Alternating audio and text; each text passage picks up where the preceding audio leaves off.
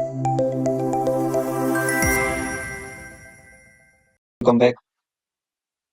तो चलिए आज एक और नया ट्रांजैक्शन कोड देखते हैं।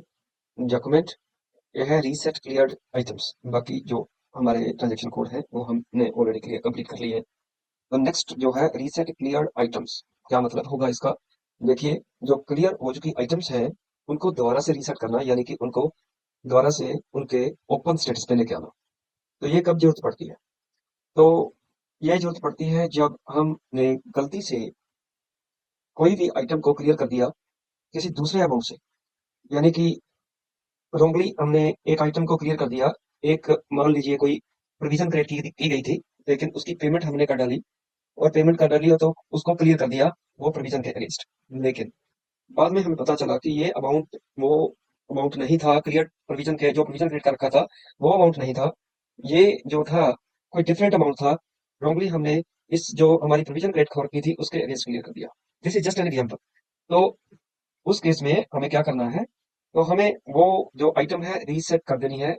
तो जब हम रीसेट करते हैं तो सिस्टम हमें दो ऑप्शंस देता है कि आप जस्ट उसको रीसेट करना चाहते हो, या आप उसको रीसेट और रिवर्स भी करना चाहते हो उस आइटम को। तो ये हम देखेंगे आज कैसे होता है। लेकिन ये मैं ट्रांजेक्शन तभी यूज करूंगा जब उससे पहले मैं किसी आइटम को क्लियर करूंगा इस ट्रांजेक्शन कोड के थ्रू F-03।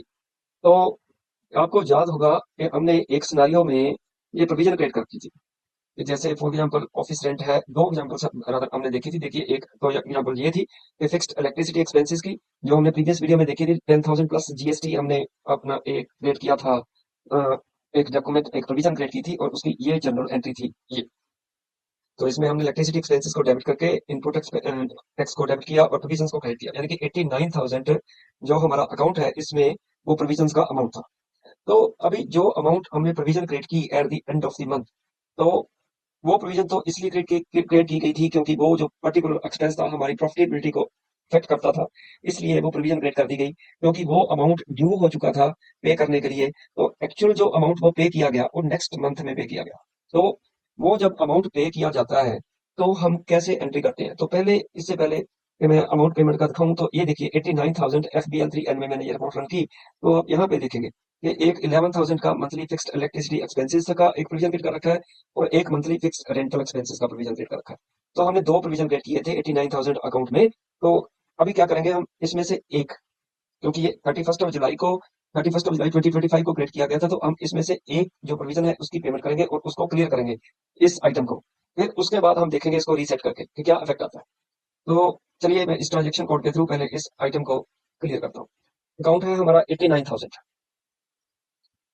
तो इसमें देखिए ये जब मैंने एंटर किया 89,000 डाल के, वैसे मैं आपको वापस ले चलता हूँ पहले वहीं पे। यहाँ पे देखिए, यहाँ पे एडिशनल सिलेक्शन में हमें कुछ नहीं उठाना है, जस्ट नॉर्मल ओपन आइटम ही देखनी है पर्टिकुलर अकाउंट में। जैसे 89,000 है और जो हमारी क्लियरिंग डेट रहेगी, क्योंकि हम 7th ऑफ नेक्स्ट मंथ को ये पे करते हैं, 7th ऑफ अगस्त 2025 को हम ये पे करेंगे। तो क्लियरिंग डेट भी हमारी वही रहेगी जिस डेट को हम पे करेंगे। तो प्रोसेस ओपन आइटम के ऊपर भी जा सकते हो, जब आप एंटर भी करोगे तो ये वर्डिंग को आप नोट करते हो फिलहाल। तो ये हमें दो आइटम दिखा रहा है कि ये दो आइटम्स हैं जो यहाँ पे पड़ी हैं जिसके अगेंस्ट पेमेंट करनी है। तो फिलहाल हमने एक ही आइटम के अगेंस्ट पेमेंट करनी है, तो इसलिए मैं इसको डबल क्लिक करके डिलीट कर देता हूँ। तो देखिए 11,000 ही असाइन होगा। तो अभी इसमें अमाउंट एंटर जीरो जीरो है, वो हमें डालना है। तो जब हम पीछे जाएंगे तो आप देखो, जब हमारी जो एंट्री होती है, अगर मैं आपको वो स्लाइड पीपीटी द्वारा दिखा देता हूँ। देखिए यहाँ पे जब हम प्रोविजन की अमाउंट पे करते हैं तो जो प्रोविजन हमने यहाँ क्रिएट कर रखी थी, क्रेडिट थी, वो प्रोविजन डेबिट हो जाएगी और बैंक क्रेडिट हो जाएगा। ये एंट्री पहले भी मैंने आपको किसी एक जो ऑलरेडी उसमें मैंने दिखाई थी आपको। तो एक बार मेरे को स्लाइड देख लेता हूँ, तो उसमें आ जाएगी ये पेमेंट। देखिए ये प्रोविजन से डेबिट हो जाती है और बैंक क्रेडिट हो जाता है। तो ऐसे रहता है। तो अभी फिलहाल तो हम क्या करने वाले हैं कि अभी इसको प्रोविजन को क्रिएट करेंगे, जो प्रोविजन क्रिएट हो रखी है, सॉरी, उसको पेमेंट करेंगे। तो पेमेंट करने के लिए हम बैंक अकाउंट को क्रेडिट करेंगे। प्रोविजन तो डेबिट हो जाएगी, लेकिन क्रेडिट का करना है हमें बैंक को। बैंक के लिए क्रेडिट करिए 50 हम पोस्टिंग की यूज करेंगे और 113,100 this is our bank account. तो इसमें से पेमेंट करनी है, हमने हमने पेमेंट करनी है 11,000 की फिलहाल। तो इसके लिए हमारा जो वैल्यूएशन डेट रहेगा वो भी वैल्यू डेट, सॉरी, ये कंपल्सरी फील्ड है। तो ये हमारा ये रहेगा 7th ऑफ अगस्त 2025। तो अगर आप अभी डॉक्यूमेंट डिस्प्ले ओवरव्यू करना चाहते हो तो अभी ये दिखा रहा है कि ये जो अमाउंट है वो क्रेडिट हो जाएगा। लेकिन अभी डेबिट क्या होगा इसके बारे में अभी कुछ श्योर नहीं है, क्योंकि यहाँ भी नहीं दिखा रहा। अगर हम इसको सिमुलेट करें, डॉक्यूमेंट सिमुलेट, तो यहाँ पे देखिए ये प्रोविजन डेबिट हो जाएगा और बैंक क्रेडिट हो जाएगा जब हम ये एंट्री पोस्ट करेंगे। तो यही हमें करना है, प्रोविजन को डेबिट करना है और बैंक को क्रेडिट करना है, क्योंकि ऑलरेडी प्रोविजन में 11,000 जो है हमारा क्रेडिट पड़ा है। तो इसको मैं अभी फिलहाल पोस्ट कर देता हूँ। तो ये देखिए डॉक्यूमेंट 100000013 जो पोस्ट हो गया, तो इसको मैं डिस्प्ले करके देख लेता हूँ डॉक्यूमेंट को। तो ये देखिए प्रोविजन जो है 40 नंबर डेबिट हो गया और 50 क्रेडिट यानी कि बैंक क्रेडिट हो गया। तो ये हमारा जो है एक आइटम क्लियर हो जानी चाहिए। मैं इसको वापस जाकर रीरन करता हूँ, एग्जीक्यूट। तो देखिए अभी एक ओपन आइटम दिखा रहा है। अगर मैं इसको वापस जाता हूँ और जस्ट क्लियर आइटम्स को देखता हूँ तो देखिए तो ये 11,000 जो है वो क्लियर आइटम जो है क्लियर हो गई। 50 जो 5500 है वो ऑलरेडी यहाँ पे एग्जिस्ट कर रही थी, तो वो पहले से ही क्लियर है, तो इसको हमने नहीं किया। तो अभी हमें रिसेंटली ये जो है 13 जो हमारा डॉक्यूमेंट नंबर है यहाँ पे 100000013, तो ये जो हमारा डॉक्यूमेंट नंबर है इसके थ्रू हमने 11,000 जो अमाउंट है उसको क्लियर कर दिया। तो अभी चलते हैं जो आज का हमारा ट्रांजेक्शन कोड है उसके ऊपर चलते हैं। तो यहाँ से मैं अभी फिलहाल एग्जिट कर देता हूँ, एग्जिट कर देते हैं। तो यहाँ पे चलते हैं, ये है हमारा आज का जो रीसेंट क्लियर आइटम यानी कि FBRA, ये है हमारा ट्रांजेक्शन कोड। तो इसके ऊपर चलते हैं। तो अभी देखिए ये उसने अपने आप वो डॉक्यूमेंट उठा लिया जो डॉक्यूमेंट हम अभी हमने एंटर किया था। तो ये अकाउंट ये डॉक्यूमेंट है क्लियरिंग डॉक्यूमेंट जिसको हमने रीसेट करना है। तो रीसेट जैसे ही मैं करूंगा, यहाँ पे आप लिस्ट ऑफ अकाउंट से नोट भी देख सकते हो, आइटम भी देख सकते हो, जो लिस्ट क्लियर आइटम्स जो है तो वो भी आप देख सकते हो। जैसे फॉर एग्जाम्पल मैं यहाँ पे आपको दिखा देता हूँ, देखिए ये लिस्ट कर रहा है कि ये आइटम क्लियर हुई हो रखी है, इसको हम रीसेट करने जा रहे हैं। तो और उसके अलावा कौन कौन से अकाउंट्स इन्वॉल्व है, तो वो 89,000 जो है अकाउंट, क्योंकि हमने 89,000 में ये एंट्री डाली थी। तो ये हमें दिखा रहा है। तो जैसे ही मैं इसको रीसेट क्लियर आइटम्स देखिए इसको करूंगा, क्लिक करूंगा, तो ये मेरे को दो ऑप्शंस दे रहा है, या तो जस्ट रीसेट कर लो या रीसेट एंड रिवर्स कर लो। तो फिलहाल मैं रीसेट करता हूँ, अभी मैं रिवर्स नहीं करूंगा, कोई रिवर्सल हम आगे जाके देखेंगे। तो मैं ओनली रीसेट करता हूँ। तो ये कहता है कि जो आपकी क्लियर आइटम थी, जिस जो क्लियर आपने की थी 13 अकाउंट जो डॉक्यूमेंट नंबर के थ्रू, वो रीसेट हो गई।